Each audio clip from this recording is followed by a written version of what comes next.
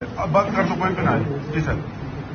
بسم اللہ الرحمن الرحیم. اب 3 گھنٹے ہو گئے ہیں. 3 گھنٹے سے مجھے انہوں نے یہاں رکھا ہوا ہے عدالت کے اندر, جانے نہیں دے رہے.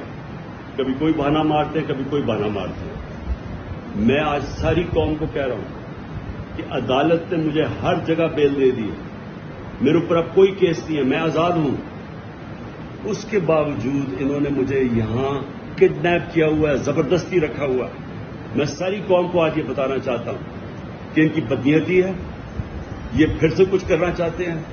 ساری قوم تیار ہو جائے کہ ایک جب عدالتوں کے فیصلے نہیں مانے جا رہے, جس ملک کے اندر قانون کی حیثیت ہی ختم ہو گئی ہے, تو عوام کو پرامن احتجاج کرنا چاہیے. نہیں تو ہم بھیڑ بکریاں بن گئے ہیں. جب آئین کی بھی کوئی پرواہ نہ ہو, جب قانون کی بھی پرواہ نہ ہو, جو طاقتور ہو جو مرضی چاہے, کہ عدالت نے فیصلہ کر دیا کہ میں آزاد ہوں. 3 ججز نے ہائی کورٹ کے فیصلہ کیا ہے, اس کے باوجود مجھے یہاں روکا ہوا انہوں نے پچھلے 3 گھنٹے سے. میں ساری قوم کو بھی بتا رہا ہوں, آپ پرامن طریقے سے احتجاج کے لیے تیار ہو جائیں.